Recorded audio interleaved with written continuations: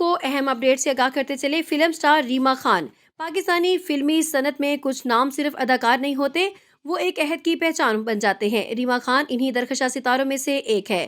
لاہور کی گلیوں اور پرانی تصاویر کے ساتھ کہانی کا آغاز ہوتا ہے۔ 27 اکتوبر 1971 کو لاہور میں پیدا ہونے والی ریما خان کا اصل نام سائمہ خان تھا۔ بچپن سے ہی فنون لطیفہ سے دلچسپی اور خود اعتمادی ان کی شخصیت کا حصہ رہی۔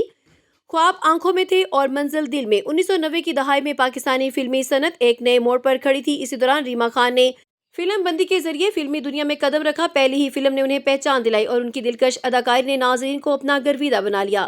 وقت کے ساتھ ساتھ وہ کامیابی کی سیڑھیاں چڑھتی گئیں۔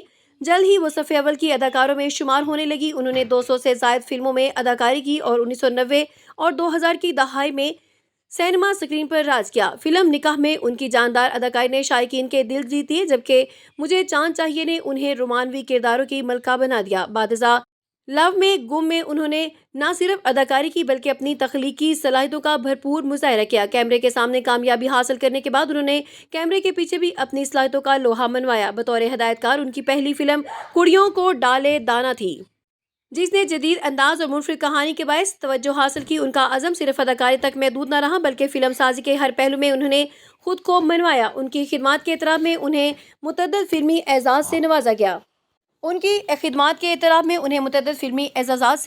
اور حکومت پاکستان کی جانب سے تمغہ امتیاز بھی عطا کیا گیا۔ یہ اعزاز ان کی فنی خدمات اور قومی سطح پر ان کی پہچان کا مظہر ہے۔ 2011 میں انہوں نے امریکی نژاد پاکستانی ڈاکٹر طارق شہاب سے شادی کی۔ شادی کے بعد کچھ عرصہ امریکہ میں قیام کیا، لیکن وطن سے محبت اور ثقافت سے وابستگی ہمیشہ ان کے ساتھ رہی۔ نجی زندگی میں سادگی اور وقار ان کی شخصیت کا نمایاں پہلو ہے۔ فن کے ساتھ ساتھ سماجی خدمات میں بھی زندگی کا اہم حصہ ہے۔